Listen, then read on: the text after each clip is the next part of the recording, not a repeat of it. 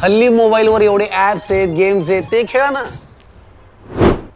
तुमच्या कष्टाच्या पैशांशी कशाला सही आहे म्हणून खेळत बसताय. अहो त्यांना समतासोबत वाढवा ना. समता पतसंस्था, टेन्शन नाही, रिटर्न्स निवडा.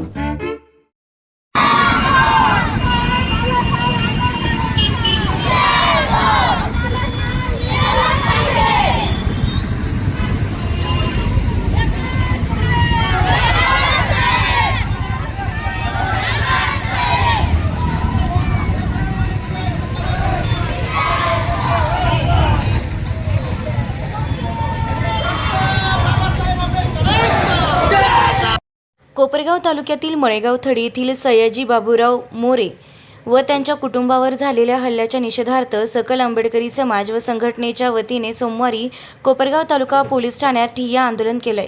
यावेळी शहरातून पायी मोर्चा काढत पोलीस ठाण्यात ठिय्या आंदोलन करण्यात आलं. यावेळी घोषणाबाजी करण्यात आली आहे. आरोपींवर गुन्हे दाखल करून घटनेची निपक्ष चौकशी करावी अशी मागणी यावेळी करण्यात आली. मिळालेल्या माहितीनुसार दिनांक 13 मार्च रोजी गज, काठ्या व कुऱ्हाडीनं मोरे कुटुंबावर हल्ला झाला होता. या हल्ल्यात सयाजी मोरे गंभीर जखमी झाले आहेत. या प्रकरणात पोलिसांकडून अपेक्षित कारवाई होत नसल्याचा आरोप आंदोलकांनी केलाय. आंदोलनकर्त्यांनी पोलीस निरीक्षकांवर पक्षपातीपणाचा आरोप करत खोटे गुन्हे मागे घ्यावेत तसेच पीडित कुटुंबाला संरक्षण द्यावे अशी मागणी केली आहे. यासोबतच संपूर्ण घटनेची निपक्ष चौकशी करून दोषींवर कठोर कारवाई करण्याची मागणी करण्यात आली. सोमवारी सकाळी 11 वाजता सुरू झालेले हे ठिय्या आंदोलन सुमारे 2.5 तास सुरू होते. यावेळी शहर पोलीस ठाण्याचे पोलीस निरीक्षक रामकृष्ण कुंभार यांनी आंदोलकांचे निवेदन स्वीकारले व योग्य ती कारवाई करण्याचे आश्वासन दिले. घटनेमुळे परिसरात तणावाचं वातावरण निर्माण झालं असून कायदा व सुव्यवस्था अबाधित राखण्यासाठी पोलीस बंदोबस्त वाढविण्यात आलाय. या आंदोलनात उपनगराध्यक्ष जितेंद्र रणशूर, दीपक गायकवाड, दिनेश निकम, सुनील मोकळ, शरद खरात, संजय दुशिंग, अनिल रन्नवरे, विजय त्रिभुवन, फकीर कुरेशी, महमूद सय्यद, गौतम पगारे, दिनेश निकम, प्रदीप अहिरे, संतोष शेजवळ, मंगेश अवताडे, रावसाहेब साठे, दिनेश कांबळे, अरविंद विघे, प्रकाश दुशिंग, संजय विघे, शंकर घोडेराव, विजय जगताप, अरुण खरात आदींसह विविध दलित संघटनांचे पदाधिकारी व कार्यकर्ते मोठ्या संख्येने उपस्थित होते. निर्भीड न्यूज, योगेश डोखे, कोपरगाव. आणि इथला पीआय त्या लोकांची बाजू घेतो.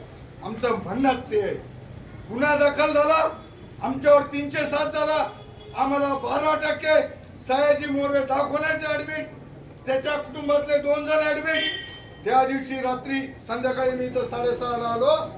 संदीप कोळे साहेबांना विनंती केली, साहेब रितसर जे असेल ते करा.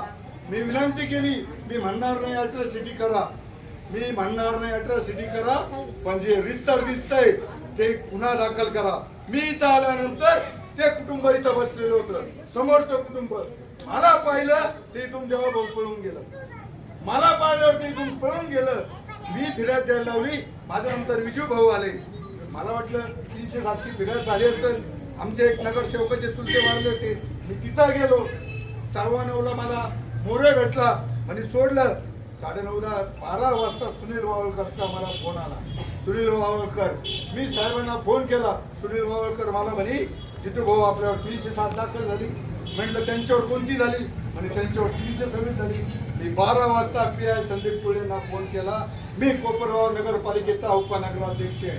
मी कोपरगाव नगरपालिकेचा उपनगराध्यक्ष पीआय साहेबांना विनंती केली 15 मिनिटं घरातून. साहेब तुम्ही चुकीचं करताय. म्हटलं 307 करायचे असेल तर दोन्ही कुटुंबावर करा. 307 करायचे असेल तर दोन्ही कुटुंबावर करा, पण तुम्ही आमच्यावर अन्याय करताय ते नाही म्हणे. मोरे कुटुंब गावगोंडे. विजयरात्री बोलांना फोन केला. राजेंद्र उशिरे आम्ही इथं आलो. इथं साहेब उभे होते. 1 तास साहेबांना विनंती करत होतो, साहेब 326 करायची असेल तर दोन्ही कुटुंबावर करा, आमचं काही म्हणणं नाही. 307 करायची असेल, आमची तर 307 होतीच. आपल्यालाही 35 वर्ष आले कार्यकर्ता म्हणून. 307, 326, 395चे गुन्हे आमच्यावर बी होते. आम्ही काय आज कार्यकर्ते आलो. तुमची जेवढी सर्व्हिस आहे ना तेवढे वर्ष पोलीस स्टेशनला आम्ही चक्रा मारलेले. ते साहेबाची जेवढी 17 वर्षापासून पोलीस स्टेशनला येतो. आज 56 वय. आम्ही का असे तसे कार्यकर्ते नाही का, असं एका दिवसात उपनगराध्यक्ष झालो नाही का, एका दिवसात रिपब्लिकन चळवळ करीत नाही. कायदा आम्हाला कळत नाही का? संदीप कोळे, कायदा आमच्या बापाने लिहिला नाही. आम्ही विनंती केली, साहेब आमची 326 दाखल झाली, त्यांची 307 आहे. संदीप कोळे आम्हाला सांगतो 326 आणि 307 मध्ये फरक नाही. कायदा आमच्या बापाने लिहिलेला आहे. कोळे साहेब, मारुती कंपनीची अल्टो गाडी आहे, मारुती कंपनीची स्विफ्ट डिझायर आहे, इंजिन मध्ये फरक आहेत नाही देवा भाऊ. हा 326 आणि 307 त्याच. मग काल का 307 दाखल केली? काल का 307 दाखल केली? हा आम्ही आंदोलनाचा इशारा दिला, डेप्युटी साहेबांनी तुम्हाला आदेश केला. आम्ही डेप्युटी साहेबांची एक गोष्ट कौतुक करतो. मी सांगतो, ज्या दिवशी गुन्हा दाखल झाला, हे समोरचे फिर्यादी डेप्युटी साहेबांनी अॅट्रॉसिटी शिर्डीत उचलली, त्याच रात्री उचलली. आम्ही डेप्युटी साहेबाबद्दल बोलत नाही. पीआय संदीप कोळीला इथे 1 तास आम्ही तिघा विनंती करीत होतो. आमचं म्हणणं आहे, संदीप कोळीने पक्षपाती भूमिका घेतली. संदीप कोळीची चौकशी झाली पाहिजे. संदीप कोळीची चौकशी ही झालीच पाहिजे. कारण तुम्हाला एक सांगतो, दखल घ्यायला प्रशासनाकडे, जिल्हा पोलीस अधीक्षकाकडे आमचं म्हणणं रीतसर गेलं पाहिजे. पण संदीप कोळीची चौकशी झालीच पाहिजे या घटनेत. कारण आम्ही 1.5 तास विनंत्या करीत होतो. एक शब्द सुद्धा चुकीचा, मी आता जे बोललो ना, हात जोडित होतो. मी उपनगराध्यक्ष, आपल्याला माहिती आहे, एखादा शब्द गेला त्याचं भांडवल होईल, हात जोडित होतो का साहेब तिथे तुम्हाला साहेब आलेले म्हणून. संदीप कोळीची चौकशी जर होत नसेल तर निश्चित सांगतो, याच्यापेक्षा तीव्र स्वरूपाचं आंदोलन आम्ही करू. कारण आणि विनंती केली की साहेब हा अन्याय करू नका, साहेब हा अन्याय करू नका. त्यांच्या विनवण्या केल्या, परंतु साहेब ऐकायच्या भूमिकेत नव्हते. साहेबाला सांगितलं, साहेब आम्ही लोकशाही पद्धतीने आंदोलन करू. साहेबांनी सांगितलं तुम्हाला वाटेल ते करा, परंतु मी माझ्या भूमिकेवर ठाम राहील. म्हणून माझी साहेबाला एक प्रश्न आहे, कोणत्या लल्लू टिल्लूचा फोन आला होता तुम्हाला? त्यांच्या दबावाखाली तुम्ही आमच्या बौद्ध समाजावरती खोटे गुन्हे दाखल करता. अरे जर ते कुटुंब ते त्यांच्या घरी होतं, परंतु हे गावातले गावगुंड त्यांच्या घरी जाऊन त्यांच्या परिवाराला, महिला भगिनी असतील, त्यांना धक्काबुक्की करून कुऱ्हाडीचे वार करता, आणि तरी तुम्ही ह्याच कुटुंबावर गुन्हेगार म्हणून शिक्का मारतात. लाज वाटत नाही? मी परखाड बोलणारा माणूस आहे. आमचे काही 2 नंबर धंदे नाही आहे. आमचे 2 नंबर धंदे आहेत, त्यांना पकडा, त्यांच्यावरती कारवाई करा. परंतु आमचं शासनाला एक विनंती आहे, एसपी साहेब असेल, एसपी साहेबाला आमची विनंती आहे की या कोळी साहेबाच्या मोबाईलचे CDR चेक करा. त्यांना त्या दिवशी कोणाकोणाचे फोन आले होते, कोणी कोणी त्यांच्यावर दबाव टाकला, हे तुम्ही एकदा चेक करा. आणि त्यांची चौकशी ही जोपर्यंत लागत नाही, तुम्ही आम्हाला लेखी देत नाही, तोपर्यंत आम्ही इथून उठणार नाही. उठणार आहे का? उठणार आहे का? तो डॉक्टर बाबासाहेब आंबेडकरांच्या विचाराचा माणूस असेल, तो आज या गेटच्या बाहेर जाणार. यांच्यावर शुक्रवारी असा भयानाचा हल्ला त्या ठिकाणी झाला गेला आहे. खऱ्या अर्थानं पोलिसांनी चांगली चौकशी करायला पाहिजे होती.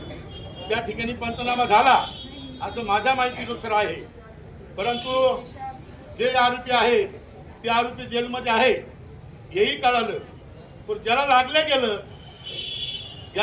गेलं त्याला थोडं लागलं तो जेलमध्ये असता का? तो दवाखान्यामध्ये ऍडमिट असता. परंतु पोलीस स्टेशनच्या माहितीनुसार तो जेलमध्ये आहे. आणि आपला सयाजी मोरे याच्या डोक्यामध्ये कुऱ्हाडीचे घाव घातले गेले, त्याचा हात मोडला गेला, तो ICU मध्ये येत सुद्धा आहे. अशा परिस्थितीमध्ये पोलीस शासनाने ज्याला थोडं लागलं त्याची फिर्याद घेऊन 307चा गुन्हा आपल्या सयाजी मोरेवर केला. किती अन्याय या आमचा सयाजी मोरे गेली 40-45 वर्षापासून आम्ही बरोबर आहोत. ज्यावेळेस कोपरगाव तालुका हा राहता तालुका नव्हता, गेली 35-45 वर्ष आम्ही दलित पॅंथरच्या माध्यमातून आम्ही सर्वजण काम करत आहोत. आम्ही अनेक वेळा पोलीस प्रशासनाला मदत केलेली आहे. खऱ्या अर्थाने पोलिसांना मदत करणे दलित पॅंथर त्यावेळी होती. आजही आम्ही विविध संघटनेत जरी असलो पण आंबेडकरवादी संघटनेचे सर्व कार्यकर्ते आहोत. आजही आम्ही पोलिसांना खऱ्या माहितीसाठी मदत करीत असतो. परंतु पोलिसांनी कोणाच्या दबावाखाली हा खोटा गुन्हा दाखल केला हे आम्हाला सांगितलं पाहिजे. कारण आमचा सत्यानकर सयाजी मोरे हा अतिशय चांगल्या प्रकारे काम करणारा, बाबासाहेबांच्या चळवळीमध्ये काम करणारा कार्यकर्ता, आणि त्या ठिकाणी अनेक वेळा ट्रॅक्टर घेऊन मोर्चे बांधणीसाठी बाबासाहेब चळवळीमध्ये ट्रॅक्टर भरू जयंतीला येणं किंवा समाजाच्या मध्ये आपल्या तालुक्यात कुठेही अन्याय अत्याचार घडो त्या ठिकाणी खऱ्या अर्थानं हा सयाजी मोरे गंभीरपणे आमच्या पाठीशी उभा राहून आमच्या बरोबर काम करणारा कार्यकर्ता. आणि आम्हाला असं कळालं, आम्ही स्वतः तिथं गेलो, दवाखान्यामध्ये बघितलं, आयुष्यामध्ये गेलो, त्याचा हात मोडलेला आहे, त्याच्या डोक्याला कुऱ्हाड घातलेली, बेशुद्ध औषध आम्ही त्या ठिकाणी पाहिलं. मग त्या ठिकाणी त्याच्यावरतीच 307 गुन्हा कसा दाखल झाला हे आम्हाला प्रश्नात्मक विचारायचं आहे. पोलीस साहेबांना आमची विनंती आहे, आम्ही तुमचा आदर करतो, परंतु तुम्ही जर आमच्यावर असा अन्याय करत असाल, बाबासाहेबांना आम्हाला संविधान दिलेलं आहे, आम्ही कुठल्या दबावला घाबरणारी माणसं नाही. आम्ही बाबासाहेबांची आवडत आहे. भीमा कोरेगाव सगळ्यांना माहिती आहे. भीमा कोरेगाव कशी किती हजारांनी किती लोकांना मारलं हे सगळ्यांना माहिती. ही सांगायची वेळ येऊ देऊ नका. आम्ही हे या ठिकाणी एका फोनवर मेसेजवर एका दिवसामध्ये इतके लोक जमलेले आहेत. जर आम्ही ठरवून रस्ता रोको केला, कोपरगाव बंद केला किंवा SP कार्यालय कलेक्टर कचेरीवर जर मोर्चा काढणं ठरला तर 10-20-25 हजार लोकांचा मोर्चा आम्ही भीमसेनी देऊ शकतो. असं तुम्ही अन्याय करू नका. आम्हाला त्या सामनेवाल्यावरती कोण गुंड आहे का गुंड, त्यांच्यावर 307 गुन्हा दाखल झाला पाहिजे. आणि त्याच्याही नंतर आमचे जे दवाखान्यामध्ये सयाजीराव मोरे हे ऍडमिट आहेत, त्यांच्यावर झालेला 307 गुन्हा हा ताबडतोब माघार घ्यावा अशी आमची विनंती असेल. नाहीतर ह्या ठिकाणी आम्ही आंदोलन या ठिकाणी करतोय, परंतु आम्ही या ठिकाणी भाकरी थांबू आणि इथं झोपायची आमची तयारी आहे.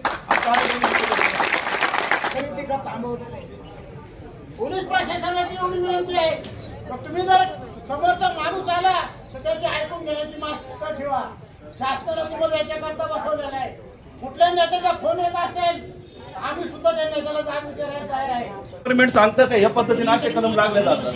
आणि ज्यावेळेस ही बातमी बघितली तर त्यावेळेस असं समजलं की आपला माणूस फॉर्मात आहे, शेवटच्या स्टेपला आहे, त्याच्यावर 307 लावला.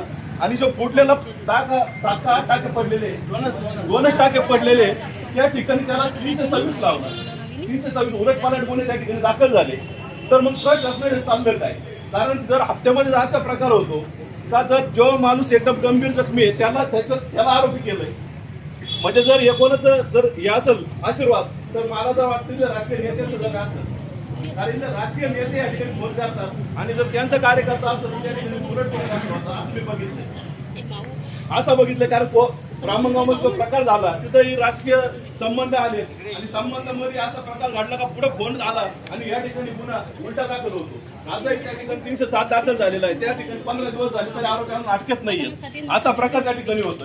आज जर त्या गोष्टीला 10-15 दिवस झाल्यानंतर परत असा प्रकार होतो. त्या ठिकाणी एवढे टाके पडल्यानंतर ICU मध्ये ऍडमिट असताना त्या ठिकाणी उलट गुन्हे दाखल होतो. तर या ठिकाणी मी या प्रशासनाचा इथल्या राजकीय नेत्यांचा एकलव्य संघटनेच्या माध्यमातून सर्वप्रथम त्यांचा निषेध करतो. आणि जर या ठिकाणी आम्हाला न्याय मिळाला नाही तर सर्व संघटना जो निर्णय घेतील त्या ठिकाणी एकलव्य संघटना जाहीर उभी राहील असं या ठिकाणी स्वतः वारंवार अशा घटना घडत आहे. बहुतेक वेळेस जो गुन्हेगार आहे तो पाठीशी घातला जातो आणि ज्याला न्याय पाहिजे त्याला असं वर भटकावं लागतं आणि ह्या पोलीस प्रशासनाच्या पायरीवरती भीक मागत बसावं लागतं. म्हणजे पोलीस डिपार्टमेंट जे आहे ते गुन्हेगारांना पाठीशी घालतं, ज्याला न्याय पाहिजे त्याला असं दारामध्ये बसवून ठेवतं. जी काल घटना झालेली आहे सयाजी मोरे यांच्यावरती जो जीवघेणे हल्ला झालेला आहे, अजूनही ते आरोपी मोकाट फिरत आहे आणि ज्यांना न्याय पाहिजे आहे ते भीक मागत अशा दारामध्ये बसलेले आहे. त्याच दादाची आई एवढ्या आपल्या समोर ढसाढसा रडली आहे, तिच्या जीवाला काय वाटलं असेल याचा अंत याचा विचार कोणीही करू शकत नाही. सर्वप्रथम जे गुन्हेगार आहे ते गुन्हेगार अशा गुन्हेगारांना भर चौकामध्ये चोप दिला पाहिजे आणि जर अशा गुन्हेगारांना होत नसेल तर आमच्या ताब्यात द्या. ही भीमाची औलाद आहे, ही कुणाची औलाद आहे. जर आमच्या अंगावर जर आलं तर त्याला शिंगावर घेण्याची ताकद आमच्यामध्ये आहे.